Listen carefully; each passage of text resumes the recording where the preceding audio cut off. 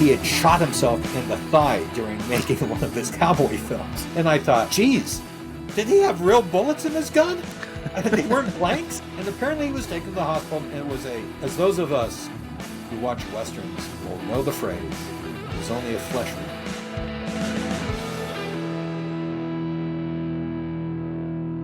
Welcome to this masked Marvel-worthy episode of the Mazza's Musings podcast.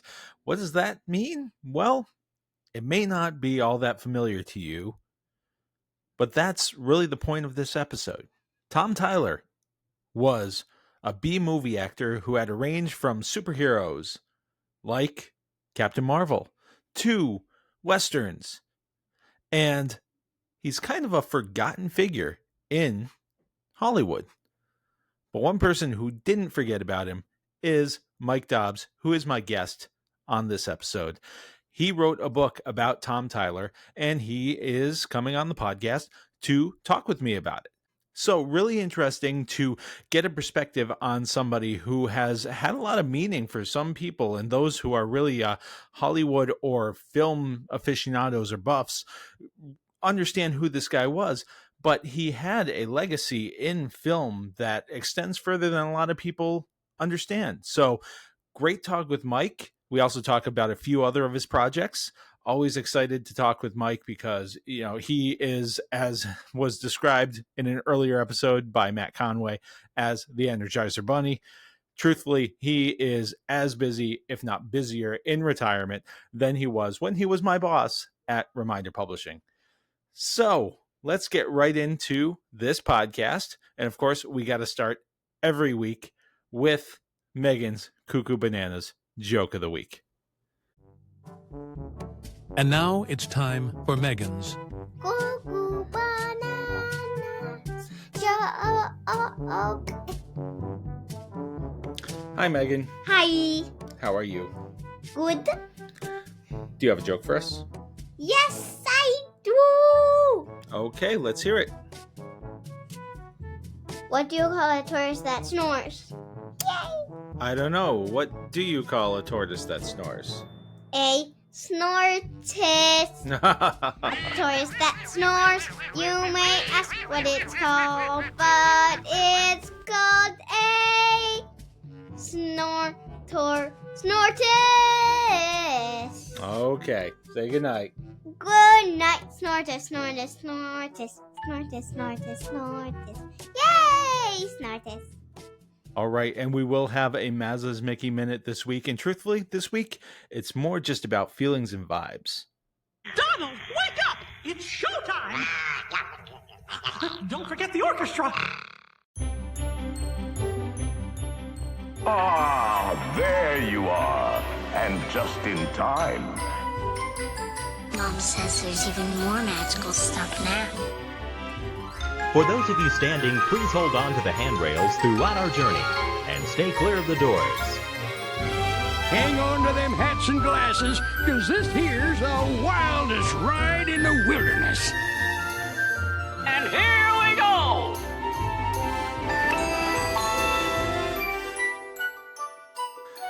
Well, I have to tell you, not a lot in the way of news for me to report this week. I mean, there certainly is news to report, but the one thing that really stuck out to me this week was there was a preview sailing of the Disney Destiny. And truthfully, I am just even more excited about this. I've been following along with my friend Emily from We Do Travel Right and her husband Scott, who have been talking all about this ship and taking all kinds of photos and videos and showing all kinds of great things. Man, I am really looking forward to experiencing this trip and this ship in February. And cool thing, I am actually going to be on the ship with Emily and Scott and their kids, along with Meghan and Eileen. And so it's going to be a lot of fun. And I'm hoping to be able to get them on the podcast beforehand so that we can get a little taste of what's going to be going on. I didn't get a chance to go on the Treasure, which is the other ship in this class. But from what I understand, each ship has kind of one-upped the last one. And this one, with its villains and heroes theme. I think it's going to be really cool to have all kinds of that kind of stuff. And the Grand Hall just looks outstanding with T'Challa from Black Panther. And, the dining options look awesome, especially that Lion King show. If you listen to the podcast, you know how much I love the Lion King. I mean, there are some great lounges that you can look at. There's the DeVille's Piano Lounge. The Sanctum looks awesome. Obviously, the Haunted Mansion Lounge. Really, there's so much that I'm looking forward to on this. And like I said, this is just a vibes thing. This is just me getting really excited about my next Disney trip. And if you are looking for your next Disney trip to get excited about, you got to talk with Emily and her team at We Do Travel Right, because We Do Travel Right has that one-on-one service of an agent, but that agent has a team behind them, and that team is working for you. And whether you're looking to get on a cruise or you're looking for park tickets and reservations to various restaurants in the parks or at your resort hotels, whatever it is, We Do Travel Right will help you out with it. And the best part about all of it is the services are free. Yeah, you don't pay anything extra to use We Do Travel Right. Why? That's because Disney, cruise lines, all-inclusives, whatever, they all build the use of an agent into their pricing. So you're already paying for the agent, so you might as well use one, right? So go to WeDoTravelRight.com/Mazza. That's WeDoTravelRight.com/MAZA, and get your next magical vacation started today. Well, I can't do any more damage around this popsicle stand. So long. See you real soon.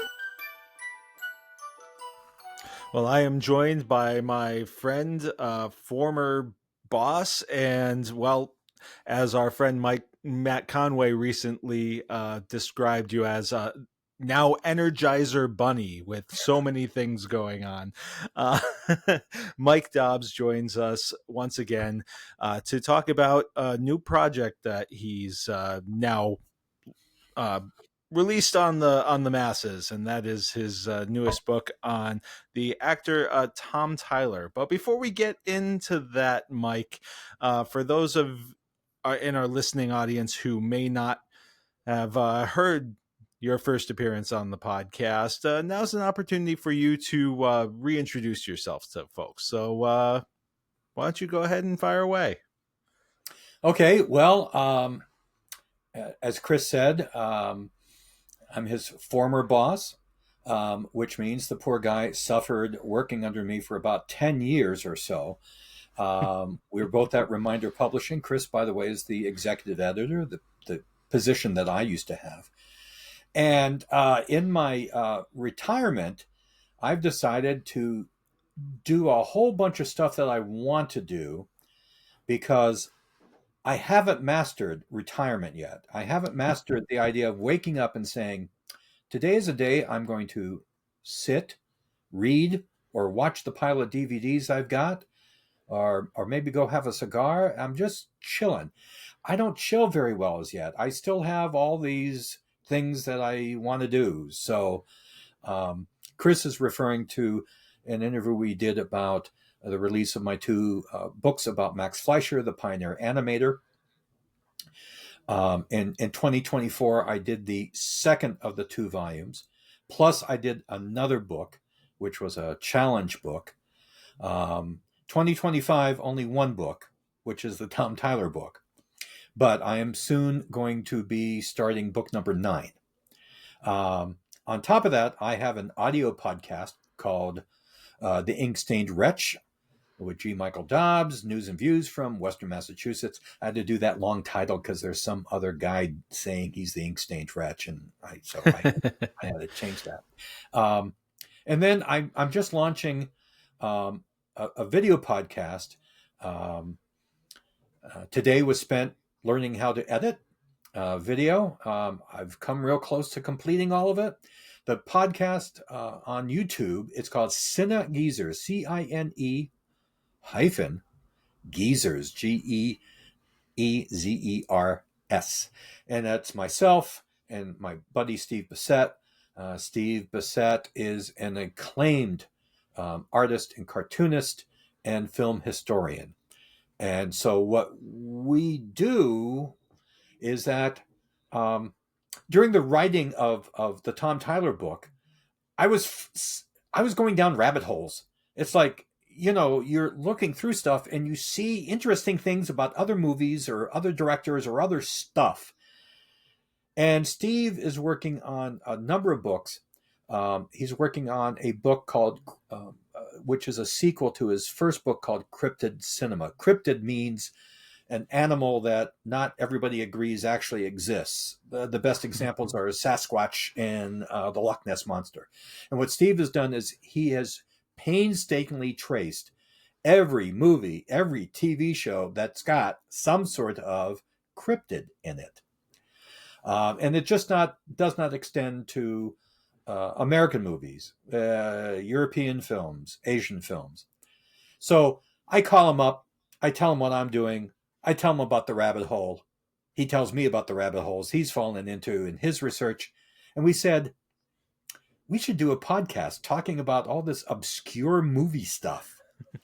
So the one that we shot today was a discussion about Del Toro's Frankenstein, which we both saw pretty recently. And we talked a lot about Frankenstein, the book, the 1931 film with Boris Karloff, et cetera, et cetera.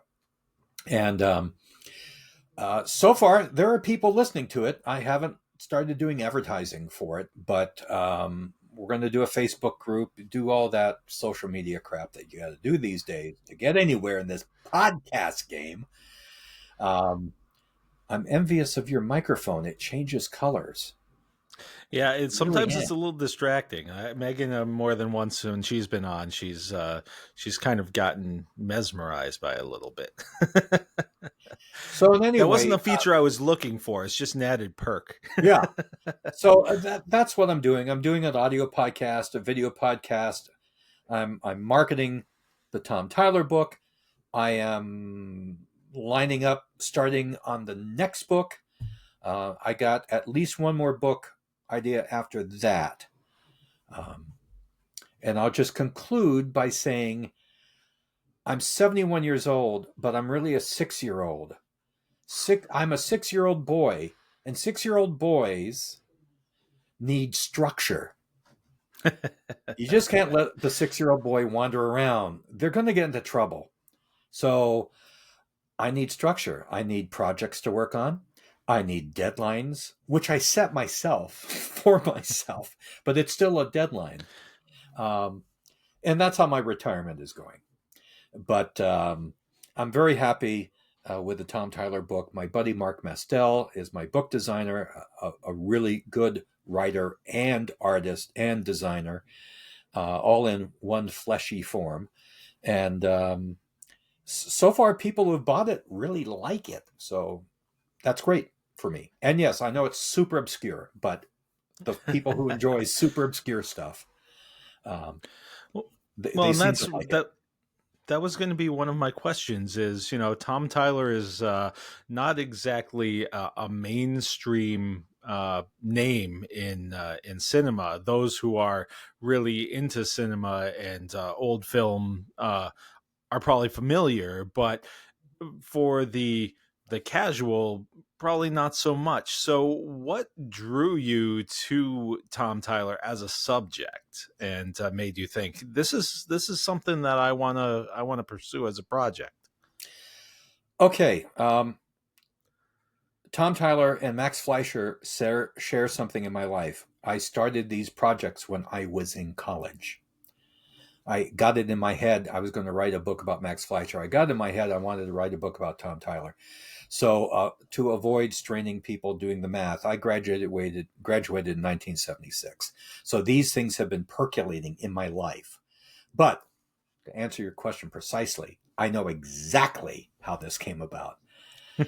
I loved movies in junior high school. That's when the whole thing about watching movies really blossomed.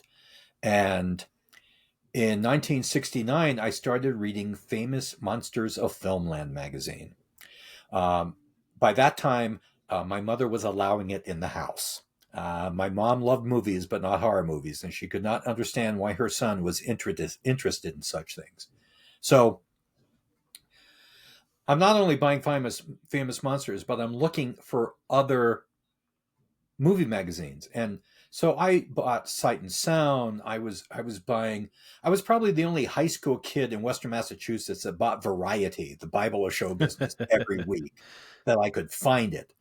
And I found this magazine on the newsstand in Chicopee called Larry Ivy's Monsters and Heroes. And Larry Ivy was a fanboy, a proud, self-admitted fanboy. And he was an artist, and he was a historian, and he did work in the comics trade. And he came out with 7 issues? Yeah, 7 issues of this very personal magazine that he got newsstand distribution for. And in it, it talked about The Mummy's Hand, the Mummy movie where Tom Tyler played the mummy. And then in another issue, it talked about Tom Tyler being Captain Marvel. And I'm going, who is this guy? He plays superheroes in serials, he plays mummies, and he's a cowboy star. So when I was in college, I started trying to do interviews with people. I drove, oh God, it must have been a solid 5 or 6 hours to upstate New York where Tom was born. I got to see the little village where he grew up until high school age. And I wrote it as a college paper for a film class I took. I wrote about it in the fanzine that I published in high school and college. And then around 2017, I said, okay, it's time to revisit this. And I started doing that. And then after I finished the Fleischer books, I said, now it's time to go back and do Tom. And it was the right time for that, because now I could dig out stuff thanks to the internet rather. I could dig out factoids that I could never get before. So kids, back in the bad old days, back in the days where you didn't have a cell phone or internet or maybe even color TV, if I wanted to research a movie topic, I would go to the UMass library and go through microfilm of trade publications, literally page by page, looking for keywords. But now there's a site called The Lantern Media. It's from the University of Wisconsin. They have digitized thousands and thousands of movie trade publications that are all searchable. You doing Chris really loves the movie Casablanca. I mean, he's a huge fan of Casablanca. No, he's not. He's a freak. He doesn't like Casablanca. I'm in a very small minority here. But let's say Chris wanted to find out more. He could simply go on this website, type in Casablanca, then put a range of years, and up would pop every mention of that motion picture from all these different trade publications. The other thing that helped me with the Tyler book was that many, many, many of his films are on either YouTube or the Internet Archive or my favorite streaming service, because it's free and it's freaky, Tubi. And now I could watch every one of these films. And I'm happy to say that with the exception of his silent work, which most of it was destroyed by the studio, I've seen nearly everything he's been in. There's still a few things that I couldn't track down, like some episodes of early television that he was in. But the films, yes. So this was the time for me to be able to do this because I had access to all of this. Sorry, that was a long-winded answer to your question. No, it's great. Now, in doing all this research and doing these deep dives, are there any kind of little nuggets or things that or rabbit holes that you ended up falling down that you didn't expect, that you really took a lot of enjoyment out of, or any stories that you, in researching and writing this, you were just like, oh, this is just phenomenal. This is why I'm doing this. Yeah, honestly. So Tom had a very interesting career. From 1938 on, he, with the exception of a couple years, he was a complete freelancer. He wasn't under contract to anybody, any producer. And so he started freelancing.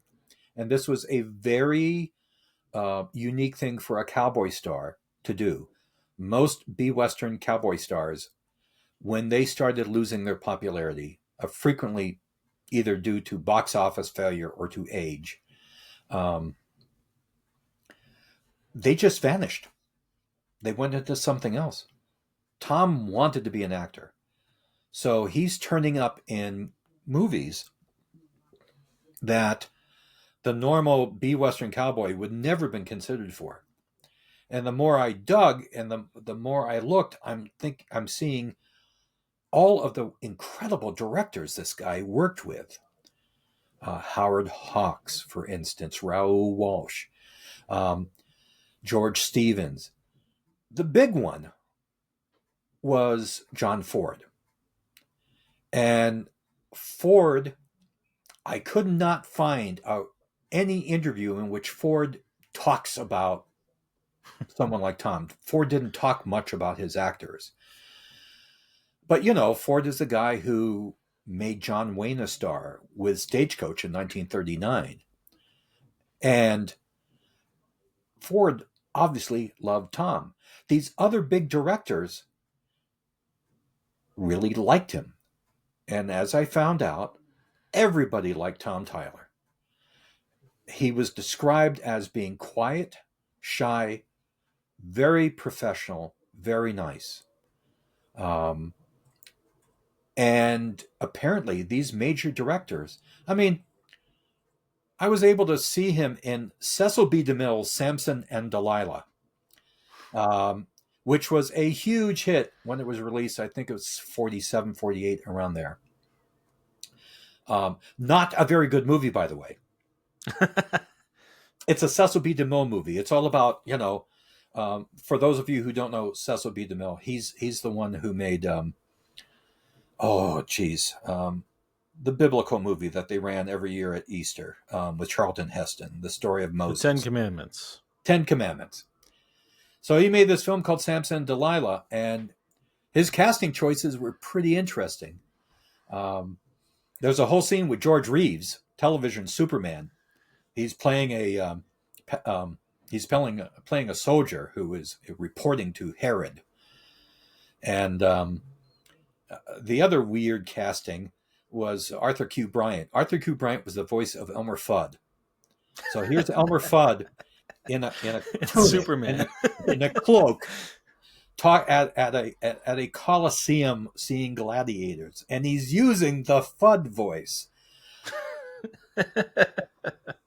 I live for this stuff. But there's Tom, and Tom his character was in charge of a torture area where Samson is being tortured. And I'm sitting there thinking, Cecil B. DeMille was known for being really careful about who he cast for what role, for what reason. And Tom Tyler made the cut. And I knew some of this stuff, but when you really get into it and you realize where this guy worked and who he worked for, and how when his health started to really fail, a whole bunch of people gathered around him to make sure he still got work. One of those was John Ford. Another one was Roy Rogers, the movie Cowboy. Another one was Gene Autry, the other singing movie Cowboy. So it was nice to see that people rallied around him. It was great to see him in some of these roles where it's like, how did he get this? Well, obviously they wanted him. So those were the kind of revelations. I found something else I didn't put in the book because, to be perfectly frank, I cut and pasted it and then lost it, and then I couldn't find it again. I did find that he had shot himself in the thigh during making one of his cowboy films. And I thought, geez, did he have real bullets in his gun? They weren't blanks? And apparently he was taken to the hospital, and it was as those of us who watch Westerns will know the phrase, it was only a flesh wound. And I couldn't find it. And I was really religious about attribution. And I couldn't attribute it. The other major thing that any researcher these days needs to know about is newspapers.com. Now, they are a paid service, but they are very good. Again, you take a newspaper, put a name in, searchable, the name pops up. So if you're doing research about almost anything that you think was covered in the newspaper, it's a great resource as well. But shooting himself in his own thigh, I was like, oh man, that is so good. There's got to be something, almost a little bit of a relief when you find, like you said, this was someone that you've had an interest in for a long time, and finding out that they are genuinely appreciated as being a good guy on everything, on top of everything else. It's like, oh, good. Well, yes, I'm glad that worked out. Okay, well, you know, Chris knows this as well as I do. You know, you enter into an interview with someone you admire, and you hope and pray the person is a nice person, as opposed to being a not nice person. And of all the people I've ever interviewed, there's only been one a-hole. Who Don McLean, by the way, the guy who did American Pie, complete jerk. But Tom Tyler was loved, and that's really great. There is mystery in his life. That was another thing. In every reference book, they say that his birth name is Vincent Markowski. Every reference book. I have a letter from his sister, Molly, this was part of that research from the 1970s. She was still alive. And she writes, Tom's real name was William Markowski. Now, his first stage name in movies was Bill Burns. The studio who hired him decided they didn't want Bill Burns. They wanted Tom Tyler. It's alliteration. I don't know what the hell the difference was, right? Right? So that was a big surprise. That was a big surprise. But his sister said he was always good to his parents. He was shipping them money. He brought them out to L.A. a couple times. At that point, they were living in Detroit. His siblings were working in auto plants because his father decided that working at Dodge was a lot safer than working in an iron mine, which is what he was doing in New York State. So, there was some great surprises, and thankfully there wasn't the surprise that he was a not nice person. Everybody, with the exception of one of his female co-stars, who said he was dumb. That was her assessment of him. He was dumb. But everybody else loved him. Well, you can be dumb and lovable too. So that's true. That's worked for me over the years. So was there ever any explanation as to the discrepancy in the name there? No, I could not find anywhere where it talked about that. There are apparently a lot of records that say Vincent, but she said William. So I just presented that in the book. I could say I can say this is what I found. I can't reconcile it, and there isn't anyone alive that I know of. None of his brothers or sisters are alive. He has some nieces and nephews. I've tried to contact the niece who's still living, and I think she must be well into her 80s, going to 90 at this point. So no, I feel very comfortable just saying, here's what people are saying. It's interesting that there's this discrepancy.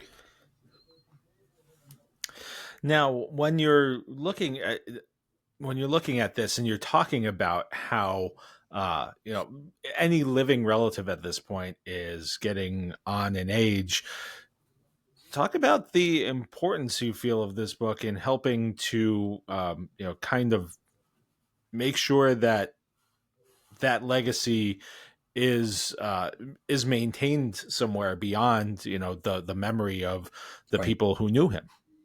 I think, the interesting thing about film is that if the film still exists, if it still can be watched, at least part of the legacy of the people who were involved with it lives on. It's like writing a book. As long as the book is in print or the book is in libraries, as long as copies of this book exist, there's an element of legacy that you can continue with. Luckily, a lot of Tom's movies from the 1930s have fallen into the public domain. And while if you see them streaming, like say on Tubi or on YouTube, there's a good chance you may not see a very good print. But at least they're there. And one of the reasons I wrote this book is there's a lot of Western fans still out there, and there's a lot of people who say they're B-movie fans. And I wanted to present stuff in such a way. Every film review in the book tells people where to find that film. So if you're interested in it, you can go see it. You can find it. And to me, that is extremely important. And of course, this is another element of my childhood when I was first becoming interested in films. I'd look in Variety, and there'd be all sorts of ads for all sorts of movies. And I would wonder, there'd be movies with titles and images that I could not wrap my mind around. And I used to actually clip ads out of the newspaper, out of the Morning Union and the Holyoke Transcript, and save them in a scrapbook, which I still have. And I would look through them going, am I ever going to see Captain Nemo in the Underwater City? Because I can't go to the drive-in because Mom and Dad aren't going to put me in the car and drive me to the drive-in to see Captain Nemo in the Underwater City. And then by the time I got my driver's license, we had a small family farm, and going to the drive-in was not conducive with getting up at 6 a.m. to milk things. So I always was, growing up, stumped, am I ever going to see these things? Because where do we live, Chris? We live in Western Massachusetts.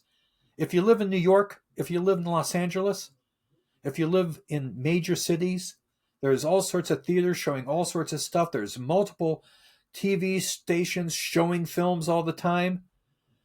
But if you're up here in the hinterlands, it wasn't as easy to see these things. So for me, part of this book, as well as in the Fleischer books, was to tell people, where can you see this? If you're interested, you want to see it.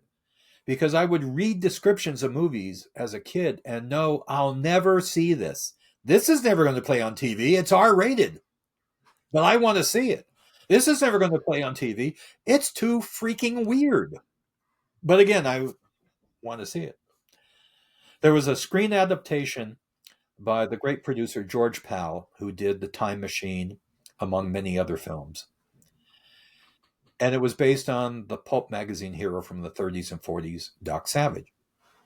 So he made this Doc Savage film. And what happened is that the execs at Warner Brothers switched. New execs didn't like the film. They barely released it. It played at the AMC Theater in Amherst at the Mountain Farms Mall. Chris, you may be too young for those references, but local geezers will understand what I'm talking about. And I saw that film twice in the theater.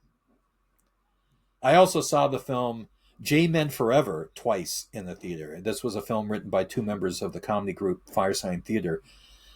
It's a fun movie. And for me, it was, if I don't see this once or twice in the theater, I will never see these again. And so now we live in an age where even obscure films are easier to track down. And for me, one of the reasons I wrote the Tyler book was to be a guide to younger fans who wanted to find out about this guy, and find out where they could see these films. So, I mean, I invested money in buying DVDs that maybe I wouldn't have bought anyway, but I did. So I could buy that, and I did things like, okay, I have to watch Gone with the Wind. Gone with the Wind to me is one of the worst I'm movies sorry. ever made. Yeah, I know your feelings on Gone with the Wind. And So I bought it from, an online streaming source, paid $5 so I could watch it until Tom Scene is in it. And then I've seen it. He's done. I'm done. It's a very hard film to watch these days. It's just so incredibly, deeply, deeply racist. But, you got to do this if you really want to tell people what he did and hopefully guide them to a few things that were really good. All right. Well, you've mentioned that people who have read the book have given you some great reviews, but for those who are listening who haven't had a chance to read the book yet, tell us about the book. What's the full title of the book? Where can you find it, and where can we find more information about you, Mike? Here we go. You see, I'm ready. I was prepared. All right. There's the book. The book is $25 American, and it can be found on Amazon and Barnes & Noble. But I'm also doing a lot of things this Christmas season in our area of Western Massachusetts, just to try to sell some more copies of everything that I've written. And then there'll be some more activity in January and February. I have the time now to really devote a lot of effort to marketing, to getting out there. And I haven't done this amount of work since 2014 when my interview book, 15 Minutes With, came out. So I've got the time now, and I'm digging in. And I don't know, I know the thrust of your podcast is Disney, and I'm sure that most of your viewers, or many of your viewers, are literally all over the United States and the world because it's Disney. So I'm not going to list all the places I'm going to be because they're all in Western Massachusetts, but I'm doing my best. I will say one, because this one actually I've sort of created. December 6th, myself and some other authors, artists, and creative types are doing a holiday pop-up from, I think we're doing it from 9 to 4 at the studios of Focus Springfield Community Television, which is in downtown Springfield at the corner of State and Main Streets. Park in the MGM garage, walk about a block, and come into the studio. And there's going to be some really cool people with some really cool stuff. So I'm trying to get out there as much as I can. And if any of you are intrigued by this, Amazon, Barnes & Noble. Preferably I'm Barnes glad & Noble, that you because mentioned Amazon is evil. We all know that. I'm glad that you mentioned the pop-up, because I was going to ask you about that, because I know that that's something that you've been working on, and especially these days, I feel like those kinds of opportunities where local authors, artists, etc., having the opportunity to make personal connections with people is even more important, especially in the age that we're living in, where everything seems so separate, and even things like the book or art or movie buying experiences very much online and very disconnected from the people who are creating these works. Yeah, I'm very happy that here in the greater Springfield area, we've got 2 new bookstores, independent bookstores owned by human beings. That's very heartening to me. Independent bookstores were something that was very common while I was growing up. They are not so common now. I think there is something. I'm a browser. I like going into some place and saying, okay, let me look through the graphic novels, or let me look through the film books or the biographies or something like that. I enjoy that process. It allows you to discover things, I think, in actually an easier manner than going online and maybe the listing for the book has the, you can look at the first few pages type thing. But yeah, I love the personal stuff. I love meeting people who are interested in what I've done. Yeah. All right. Well, Mike, thank you very much for joining me today. This was fun, and good luck with the ongoing sales. Sounds like it's going well so far, and good luck on your next project. By the way, what is this next project? Do you want to talk a little bit about that, or is it still too early? No, I'll give you the elevator pitch. In 1949, two brothers from London, England, after serving in World War II in the British military, they grew up as movie crazy kids in the 1930s. They come to New York because their father said, if you want to get into the film business, you've got to go to America. So they came to New York. They started doing various things. Their names were Alex and Richard Gordon. And both of these brothers, Alex went to Los Angeles, where he produced movies in the 1950s for American International Pictures. Richard settled in New York, where his movies were all shot in Great Britain. He stayed in New York, though. I was extremely fortunate to have these guys as friends. I was closer to Richard because I could see Richard more because he was a New Yorker. And they did a lot of work. They remained fanboys until their deaths. And I you could always talk movies with them because they're into it. Not just old movies. They went to all sorts of stuff all the time. And so the book is tentatively titled The Amazing Adventures in Movie.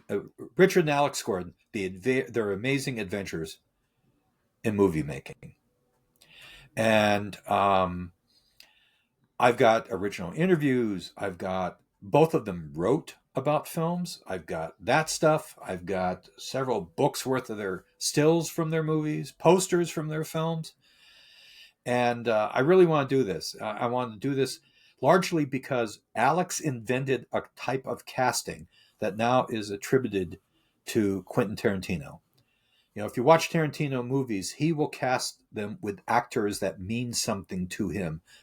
Like in Jackie Brown, he brought both Pam Grier back and Robert Forster back. Well, Alex was doing that. Alex was bringing character actors from the Westerns that he watched as a kid who were still in the business into his films.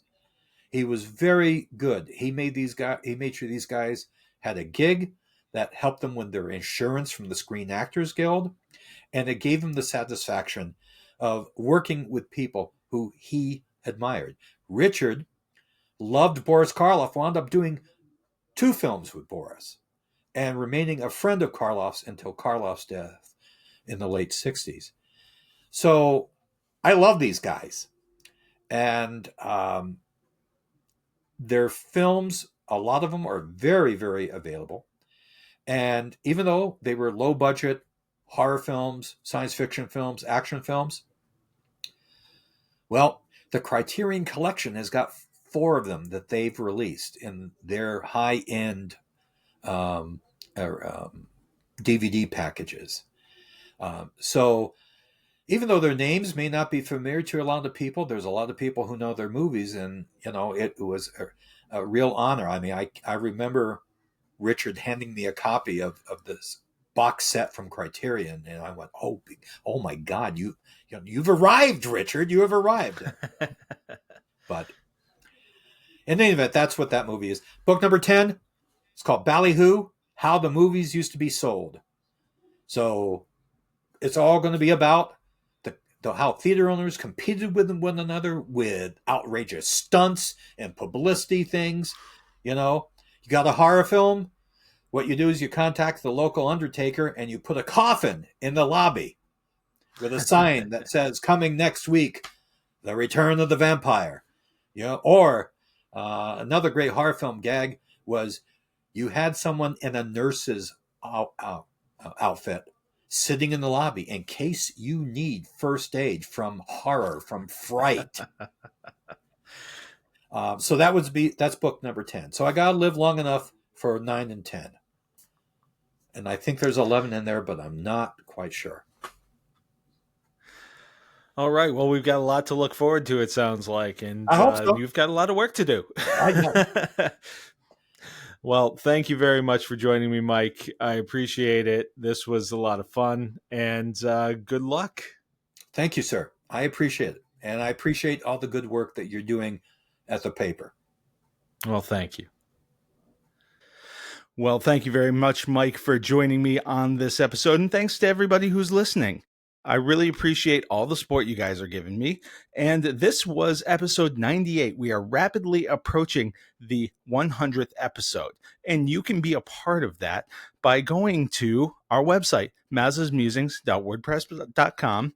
And you can find information on how you can send a message, whether it's an email or if you want to send a voice message or if you want to send a video. All of it is great. And you can find out how to do that at mazasmusings.wordpress.com. While you're there, you can also connect with us by signing up for our newsletter.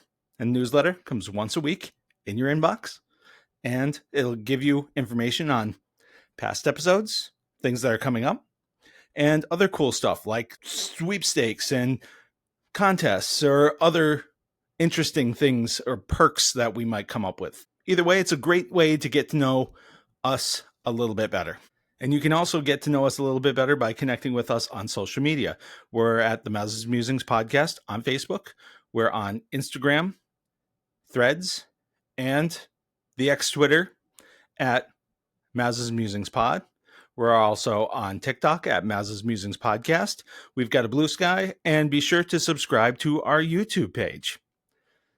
All great ways to get your fill of the Maz's Musings podcast and connect with us and find out what's going on. If you'd like to support us even just a little bit more, obviously word of mouth is the best way to let people know about this podcast and help our community grow.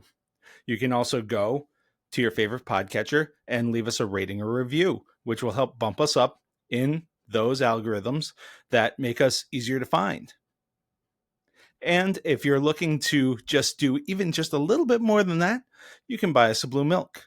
And if you go to the website, you can find where to do that. And basically, it's a small, obligation-free way to help us out with some of the small costs that go into putting this podcast together. Whether you are buying us a blue milk or it's your first time listening, I appreciate all of the support and all of the people who listen. And as always, I hope you have a great weekend and a great week.